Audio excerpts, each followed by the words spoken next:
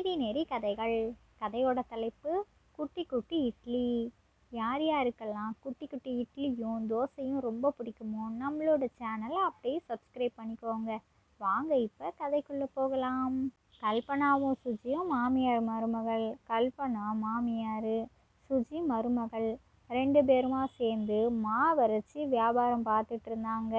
ஆனால் மாவில் அவங்களுக்கு அந்தளவுக்கு லாபமும் இல்லை, வியாபாரமும் முன்னளவுக்கு இல்லை.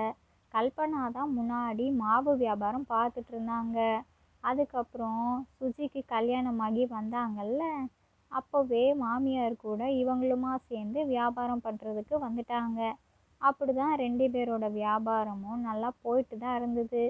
போகிற போக்கில் எல்லார் வீட்லேயும் கிரைண்டர் இருக்குங்கிறதுனாலேயே அவங்களே மாவு அரைச்சிக்க ஆரம்பிச்சிட்டாங்க. அப்போ சுஜிக்கும் கல்பனாவுக்கும் அரைக்கிற மாவெல்லாம் வியாபாரம் இல்லாமல் போனால் புளிச்சு போயிடும்ல, தினமும் புளிச்சு போக ஆரம்பிச்சிருச்சு. 1 வாரம் 2 வாரமும் அப்படியே வியாபாரம் இல்லாமல் ஆயிடுச்சு. இதுக்கப்புறமும் நாம் இப்படியே எப்படி மாவு வியாபாரத்தை பார்க்கறது? அதுக்கு நாம் இட்லி தோசைன்னு ஏதாச்சும் விற்பனை செஞ்சோம்னா அதில் நமக்கு கை கொடுத்தாலும் கொடுக்கும்ல. அதனால் மாவு வியாபாரம் இதுக்கப்புறம் வேண்டாம், இட்லி தோசைன்னு அதை வியாபாரம் செஞ்சுக்கலாம். ஒரு நாளைக்கு எந்த அளவுக்கு ஓடுதோ அதை பொறுத்து நாம் மாவு அரைச்சிக்கலாம் அப்படின்றாங்க. சரியத்தை, நீங்கள் சொல்கிறதும் நல்லது தான். ஏன்னா நம்மளும் டெய்லியும் இப்படி தானே மாவு விற்பனையாகும் நினச்சிட்டு மாவு புளிச்சு போகிறத கீழே தான் ஊற்றுறோம். அது நமக்கு நஷ்டமாக தானே போகுது. அதுக்கு நீங்கள் சொல்கிற யோசனை கூட நல்லா தான் தெரியுது. பொடி இட்லி வைப்போம், அதுக்கப்புறம் சாம்பார் சட்னி, அவ்வளோதான். வகை வகையாக நாம் செஞ்சிட்ருந்தோன்னா வேலையும் அதிகமாக இருக்கும். அதுக்காக இதோ பொடி மட்டும் வாரத்தில் 1 நாள் அரைச்சி வச்சுருவோம், சாம்பார் ஒரு சட்னி மட்டும் அன்னன்னைக்கு வச்சுக்கலாம் அப்படிங்கிறாங்க. சரிம்மா சுஜி, நீ சொல்கிறதும் நல்ல யோசனையாக தான் இருக்குது. தினம் எல்லா வேலையும் இழுத்து போட்டு பார்க்க முடியாதுல்ல. ஞாயிற்றுக்கிழமை நாம் பொடி அரைச்சிப்போம் அப்படின்ட்டாங்க. சரி, அதெல்லாம் சரி. இட்லின்னா நம்ம கொண்டு போய் விற்பனை செஞ்சுக்கலாம், தோசைன்னா அடுப்பு கேஸ் எல்லாமே வேணுமே, அதுக்கு எங்கே போகிறது? நம்ம வச்சுருக்கிறதே தள்ளுவண்டி, அதில் கேஸ் எல்லாம் கொண்டு போக முடியாதுல்ல. வேணும்னா இட்லி வியாபாரம் மட்டும் பார்ப்போம். தோசை வேணும்னா நம்ம கடை கொஞ்சம் பெருசானதுக்கப்புறம் அங்கே வச்சு நாம் இட்லி தோசை வடைன்னு வகை வகையாக செய்வோம். இப்போதைக்கு இட்லி மட்டும் விற்பனை செய்யலான்றாங்க. சரி அத்தை, நீங்கள் சொல்கிற மாதிரியே நாளைக்கே நாம் இட்லி வியாபாரத்தை பார்க்க ஆரம்பிச்சிடலாம் அப்படின்ட்டாங்க சுஜியும். அதுக்கப்புறம் அவங்க வீட்லேயும் சொல்லிட்டாங்க. கல்பனாவோட கணவனும் சுஜியோட கணவனும் அதுக்கு எந்த ஒரு மறுப்பும் சொல்லலை. உங்களுக்கு விருப்பம்னா நீங்கள் பாருங்க அப்படின்ட்டாங்க. சரி சுஜி, நாம் இன்றைக்கே பொடி அரைச்சி வச்சுருவோம். நாளைக்கு வியாபாரத்துக்கு கண்டிப்பாக பொடி இருக்கணும்ல, அதுக்கு தேவையான மசாலா பொருள் எல்லாத்தையும் பருப்பெல்லாம் வாங்க வேண்டியிருக்கு. நம்ம போய் வாங்கிட்டு வந்துடுவோமா அப்படிங்கிறாங்க. ஏன்னா அதை வறுத்து அரைக்கணும். நம்ம வீட்டில் தான் மிக்சி இருக்குல்ல, மிக்சியிலேயே அரைச்சிக்கலாம். அது போக சாம்பாருக்கு காய்கறிகள், சட்னிக்கு தக்காளி அப்புறம் தேங்காயெலாம் வாங்கணும்ல. ஒரு நாளைக்கு தக்காளி சட்னி, இன்னொரு நாளைக்கு தேங்காய் சட்னின்னு மாற்றி வச்சுப்போம், போர் அடிக்காமல் இருக்கும். ஆனால் தினைக்கும் சாம்பாரும் பொடியும் கட்டாயம் இருந்தாகணும். வாரத்துக்கு 1 முறை அரைச்சிக்கலான்னு நீ தானே சொன்ன. சரி வா, பேசிகிட்டே இருந்தோன்னா நேரம் ஆகிடும். சந்தைக்கு போய் சாமானெல்லாம் வாங்கிட்டு வந்துடலான்ட்டு மாமியாரும் மருமகளுமா சந்தைக்கு புறப்பட்டு போயிட்டாங்க. ஒரு வழியாக எல்லா பொருட்களையும் வாங்கிட்டு வீட்டுக்கும் வந்துட்டாங்க. அதுக்கான வேலைகளையும் ஆரம்பிச்சிட்டாங்க. பொடி அரைக்கிறதுக்கு பருப்பு, மிளகாய், கருவேப்பிலை எல்லாத்தையும் வறுத்துக்கிட்டாங்க. அதுக்கு தேவையான மசாலா எல்லாத்தையும் போட்டு சூப்பராக வறுத்து அரைச்சிட்டாங்க. பொடி சூப்பராக இருக்குது. இட்லிக்கு வச்சு சாப்பிட்டா அவ்வளவு டேஸ்ட்டாக இருக்கும், மணமாக இருக்குது. இன்னொரு பக்கம் மாவுக்கு ஊற வச்சுருந்தாங்க அரிசி, உளுந்து, வெந்தயம், அதையும் அரைச்சிட்டாங்க. மாவும் தயாராக இருக்குது. அன்னைக்கு முழுக்க இப்படியே வேலை சரியாக போயிடுச்சு. ஏன்னா முதல்ல இட்லி வியாபாரம் பார்க்க போகிறாங்கங்கிறதுனால நிறைய வேலைகள் இருந்துச்சு. எல்லாத்தையும் முடிச்சுட்டு படுக்கிறதுக்கு மணி 10:30 ஆயிடுச்சு. அதுக்கப்புறம் அந்த அசதியிலேயே நல்லா தூங்கிட்டாங்க. மறுநாள் காலையில் விடிஞ்சிருச்சு. சீக்கிரமாகவே எழுந்திரிச்சிட்டாங்க. இட்லி எல்லாத்தையும் வேக வச்சாச்சு. சாம்பார் வச்சுட்டாங்க. தேங்காய் சட்னியும் செஞ்சுட்டாங்க. இட்லி, சாம்பார், சட்னி, பொடி எல்லாத்தையும் பாத்திரத்தில் எடுத்து வச்சுக்கிட்டாங்க. வாழை இலையவும் எடுத்து வச்சுக்கிட்டாங்க. சரி சரி நேரமாச்சு, வண்டியில் எல்லாத்தையும் எடுத்து வைப்போன்ட்டு வண்டியிலையும் அடுக்கி வச்சுட்டாங்க. சுஜியோட கணவனும் கல்பனாவோட கணவனும் காலையிலேயே வேலைக்கு புறப்பட்டுட்டாங்க. வா வா சுஜி, சீக்கிரமா வா. சின்ன சின்ன பிள்ளைங்கள்லாம் இப்போ தான் ஸ்கூலுக்கு கிளம்பிக்கிட்டு இருப்பாங்க. அதுக்குள்ளேயும் நாம் வியாபாரத்துக்கு போகணுமுன்னா வாங்கிடுவாங்க. வா வா அப்படிங்கிறாங்க.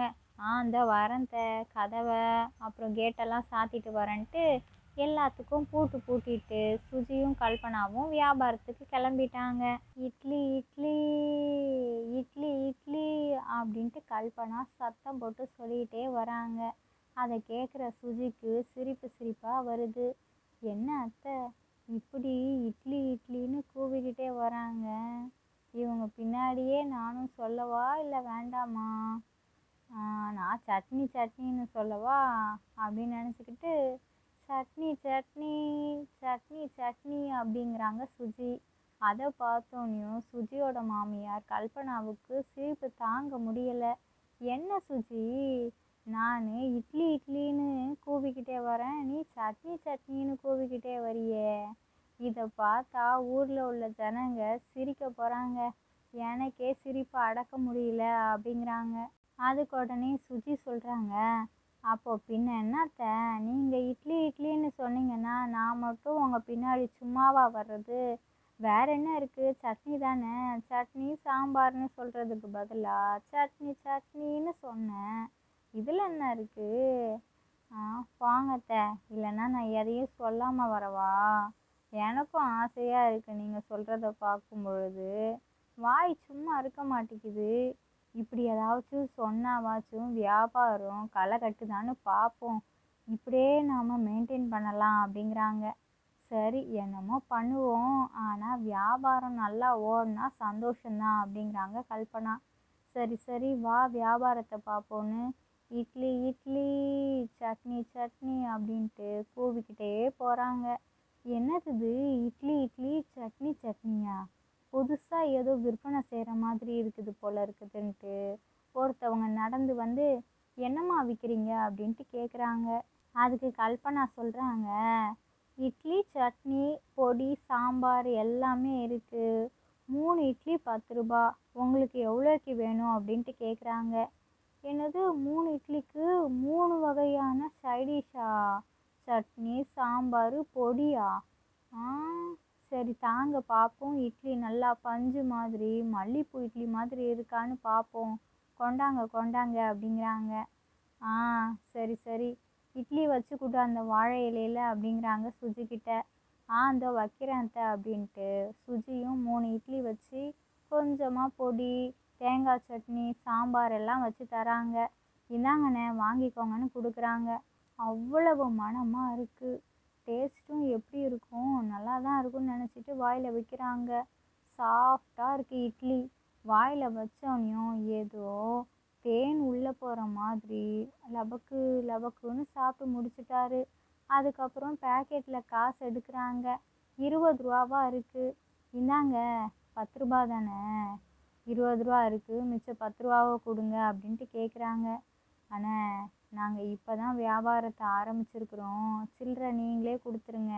இனிமேல் வியாபாரம் பார்க்க தான் சில்லறையெல்லாம் சேரும். இப்போ சுத்தமாக சில்லறையே இல்லை அப்படிங்கிறாங்க. ஓ அப்படியாம்மா, என்கிட்டையும் 20 ரூபா நோட்டாக தான் இருக்குது. இப்போ என்ன பண்ணுறது? சரி இன்னொரு 10 ரூபாய்க்கும் இட்லியை பார்சல் கட்டி கொடுத்துறேன். அது நல்ல யோசனையாக இருக்கும். இட்லியும் நல்லா தான் இருக்குது, எங்கள் வீட்டுக்கு நான் கொண்டு போயிடுவேன்ல. சரி இன்னொரு 10 ரூபாய்க்கும் இட்லியை பார்சல் பண்ணி தந்துடுங்க அப்படிங்கிறாங்க. சரிண்ணே அப்படின்ட்டு பார்சல் பண்ணி அந்த 10 ரூபாய் இட்லியவும் கொடுத்துட்டாங்க. ஆக மொத்தத்தில் 10 ரூபாய்க்கு செலவு பண்ணிட்டு போகலான்னு வந்தவங்களை 20 ரூபாய்க்கு செலவு பண்ண வச்சுட்டாங்க. சந்தோஷமாக அந்த கஸ்டமரும் கிளம்பிட்டாங்க. மறுபடியும் வியாபாரத்தை தொடங்கிட்டாங்க. போயிட்டே இருக்கிறாங்க. ஒரு 8:30 மணிக்கு மேலே வியாபாரம் ஆரம்பிச்சிருச்சு. 8:30லேருந்து 9 மணிக்குள்ள வியாபாரம் முடிஞ்சிருச்சு. வீட்டுக்கும் வந்துட்டாங்க. ஒரு வழியா வியாபாரத்தை நாளே நல்லபடியாக முடிச்சாச்சு. இப்போ எனக்கு திருப்தியாக சாப்பிட்ட மாதிரி இருக்கும். வா நம்ம 2 பேரும் போய் சாப்பிட்லான்ட்டு மாமியாரும் மருமகளும் ஒன்றா உட்காந்து சாப்பிட்றாங்க. சாப்பிட்டுட்டு கொஞ்ச நேரம் ஜாலியாக கதை பேசிகிட்டு இருக்கிறாங்க. நேரம் ஆயிடுச்சு. சரி சரி, இப்போ இந்த வேலை செஞ்சதே ரொம்ப டயர்டாக இருக்குல்ல, மதியானத்துக்கு கொஞ்சம் சிம்பிளாக ஏதாச்சும் செஞ்சுக்கலாம் சமையலன்ட்டு சாம்பார் வச்சு உருளைக்கிழங்கு பொரித்து சாப்பாடையும் வடிச்சிட்டாங்க. அவ்வளோதான், இதுக்கு மேலே வேறு எதுவும் செய்ய வேண்டாம், நம்மளும் லேட்டாக தானே சாப்பிட்ருக்குறோம், போதும் இப்போதைக்கு அப்படின்ட்டு சாப்பிட்டு முடிச்சிட்டாங்க. சாயங்காலம் நாளைக்கு வியாபாரத்துக்கு தேவையான வேலைகளை பார்க்க ஆரம்பிச்சிட்டாங்க. நேற்றைக்கு விட இன்றைக்கி கொஞ்சம் வேலை கம்மி தான். ஏன்னா ஏற்கனவே பொடியெல்லாம் அரைச்சி வச்சுட்டாங்கல்ல, மாவு மட்டும்தான் அரைக்கணும். இட்லிக்கு மாவை அரைச்சி வச்சுட்டாங்க. வேலையும் முடிஞ்சுது. அடுத்த நாளும் ஆயிடுச்சு. வியாபாரத்துக்கு வழக்கம் போல் போகிறாங்க. நேற்றுக்கு இருந்த வியாபாரம் இன்னைக்கு சுத்தமாக இல்லை. ஆனால் இவங்களும் சரி இப்போ தானே வியாபாரத்தை ஆரம்பிச்சிருக்கிறோம், நேற்றைக்கு மாதிரி 8 8:30க்கு இல்லை 8:30 9க்கு நமக்கு வியாபாரம் ஆகிடும் அப்படிங்கிற நம்பிக்கையிலேயே இருக்கிறாங்க. அப்படி இருந்தும் வியாபாரம் ஆகவே இல்லை. அவங்களுக்கு பயம் எடுக்க ஆரம்பிச்சிருச்சு. என்ன, இட்லி எல்லாம் வேக வச்சுட்டு வந்தோம், இன்னும் யாருமே வாங்கலை, இப்படியேவா வீட்டுக்கு திரும்பி போகிறது? ரொம்ப கஷ்டமாக இருக்கே. என்ன பண்ணலாம் இந்த இட்லியெல்லாம்? மாவு வியாபாரம் பார்த்தோம், அதுதான் சரி வரலன்ட்டு இட்லி வியாபாரத்துக்கு வந்தால் இது வேற, ஒரு நாள் இருக்குது வியாபாரம், இன்னொரு நாள் வியாபாரம் இருக்க மாட்டேங்குது. இப்படின்னா நாம் என்ன பண்ணலாம்? சரி சரி, வியாபாரம் ஆகுன்ற நம்பிக்கையிலேயே இன்னும் கொஞ்ச நேரம் இருப்போம் அப்படின்ட்டு அங்கேயே ஒரு மரத்துக்கு கீழே நின்றுட்டுருக்குறாங்க. அதுக்கப்புறம் திரும்பவும் வியாபாரம் ஆக ஆரம்பிச்சிருச்சு. நல்லபடியாக வியாபாரத்தை முடிச்சுட்டு வீட்டுக்கும் வந்துட்டாங்க. இப்படியே தான் ஒரு 2 மாதம் போணுச்சு. 2 மாதம் ஆனதுக்கப்புறம் என்ன, எல்லாத்துக்கும் இந்த இட்லி சாம்பார் சட்னி பொடியை சாப்பிட்டு சாப்பிட்டு புளிச்சு போச்சு. இட்லி என்ன எப்போ பார்த்தாலும் இதே மாதிரி தான் இருக்குமா? வேறு மாதிரியெல்லாம் செய்ய மாட்டேங்கிறாங்க. குழந்தைங்கெல்லாம் விரும்பி சாப்பிட்ற மாதிரி இட்லியாக இருந்தால் நல்லா இருக்கும்ன்ட்டு ஊருக்குள்ளே பேச ஆரம்பிச்சிட்டாங்க. என்ன சுஜி, இப்படி பேச ஆரம்பிச்சிட்டாங்க? இவ்வளோ பூ மாதிரி சாஃப்டான இட்லியை வேக வச்சு கொண்டு போய் விற்பனை செஞ்சாலும் இதுக்கும் குறை வந்துருச்சே. இப்போ என்ன பண்ணலாம்? நீ தான் நிறைய யோசனைகளை வச்சுருப்பியே, ஏதாச்சும் ஒன்றை எடுத்து விடேன் அப்படிங்கிறாங்க. இப்போ ஒரு யோசனை வந்திருக்குது அத்தை. நாம் குட்டி குட்டி இட்லி செஞ்சு விற்பனை செய்யலாமா? குட்டி குட்டியாக இருந்துச்சுன்னா குழந்தைங்க அந்த இட்லியை ஒரே வாயில் கடித்து சாப்பிட்ருவாங்க. அதே மாதிரி பெரியவங்களும் நல்லா சாப்பிடுவாங்க. நிறையா இட்லி சாப்பிட்ட மாதிரியும் இருக்கும். அதே சமயத்தில் நமக்கு ஏதோ வித்தியாசமான இட்லி சாப்பிட்ட மாதிரி இருக்கும், நல்லா இருக்கும். இப்போது அதுதான் ஃபேமஸ்ஸு, அதையே விற்பனை செய்யலாம் அப்படிங்கிறாங்க. அதெல்லாம் சரிதான் சுஜி. அவ்வளோ இட்லி செய்யணும் அப்படின்னா எவ்வளோ நேரம் ஆகும்? நம்ம வீட்டில் அது மாதிரி பாத்திரம் கூட கிடையாது. இப்போ என்ன பண்ணுறது அப்படிங்கிறாங்க. அதுக்கு ஏன் அத்தை நீங்கள் கவலைப்படுறீங்க? நம்ம வீட்டில் எங்கே பாத்திரம் இல்லைன்னு பார்த்தீங்க, அதெல்லாம் இருக்குது. நம்ம டக்கு டக்குன்னு வேக வச்சிடலாம். ஏன்னா பெரிய இட்லி தான் நேரம் ஆகும் வேக வைக்கிறதுக்கு. குட்டி குட்டி இட்லி சீக்கிரமாகவே வெந்துடும். கவலையை விடுங்க, நான் உங்களுக்கு சொல்லித்தரேன் அப்படின்ட்டு குட்டி குட்டி இட்லியாக வேக வைக்கிறாங்க. பெரிய பெரிய இட்லியை விட குட்டி குட்டி இட்லி பார்க்குறதுக்கும் ரொம்ப அழகாக இருக்குது. அதே சமயத்தில் ருசி அவ்வளோக்கு அவ்வளவு பெரிய இட்லியை விட சாஃப்டாக இருக்குது, டேஸ்ட்டாக இருக்குது. ஆமாம் சுஜி, இந்த இட்லி ரொம்ப நல்லா இருக்குது, எல்லாத்துக்குமே இந்த இட்லி ரொம்ப பிடிக்கும்ன்ட்டு குட்டி குட்டி இட்லியை வேக வச்சாங்கல்ல, அதை எல்லாத்தையும் பாத்திரத்தில் வச்சு விற்பனைக்கு கொண்டு போக ஆரம்பிச்சிட்டாங்க. இந்த குட்டி குட்டி இட்லியை சின்ன பசங்களை விட வயசானவங்க பெரியவங்களுக்கு அவ்வளோ பிடிச்சிருக்குது. வழக்கமாக இருக்கிற வியாபாரத்தை விட இப்போது இன்னும் அதிகமாகிடுச்சு வியாபாரம். குட்டி குட்டி இட்லி தான் வேணும்ன்ட்டு பெரியவங்களே அடம் பிடிச்சி வாங்க ஆரம்பிச்சிட்டாங்க. வியாபாரம் ரொம்ப அமோகமாக நடக்குது. நிறையா சம்பாத்தியமும் பண்ண ஆரம்பிச்சிட்டாங்க. அதுக்கப்புறம் என்ன, அவங்க சிறுக சிறுக சேமித்து வச்ச காசு எல்லாத்தையும் வச்சு ஹோட்டல் ஒன்று திறக்கிறாங்க. கடை பேரும் குட்டி குட்டி இட்லி. குட்டி குட்டி இட்லி கடைன்னு எல்லாரும் இட்லி சாப்பிட்றதுக்காகவே வர ஆரம்பிச்சிட்டாங்க. வியாபாரத்துக்கு வியாபாரமும் ஆணுச்சு. அந்த ஊர்லேயே குட்டி குட்டி இட்லி கடை தான் ரொம்ப ஃபேமஸாக இருக்குது. இந்த கதையிலேருந்து நாம் என்ன தெரிஞ்சுக்கணும் அப்படின்னா, சின்னவங்களுக்கு தான் இது பிடிக்கும், பெரியவங்களுக்கு தான் இது பிடிக்கும் அப்படின்ட்டுலாம் கிடையவே கிடையாது. ரசிக்கக்கூடிய விஷயங்கள் எல்லாமே எல்லாருக்குமே பிடிக்கும்.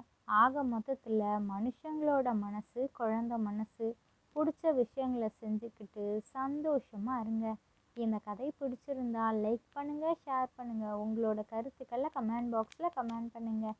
இது மாதிரி சுவாரஸ்யமான கதைகளெல்லாம் பார்க்கணுமா? ப்ளீஸ் நம்மளோட சேனலை சப்ஸ்கிரைப் பண்ணிக்கோங்க. இதோட இன்னொரு சூப்பராக சுவாரஸ்யமான கதைகள் வீடியோவில் பார்க்கலாம். ஓகே, பாய்.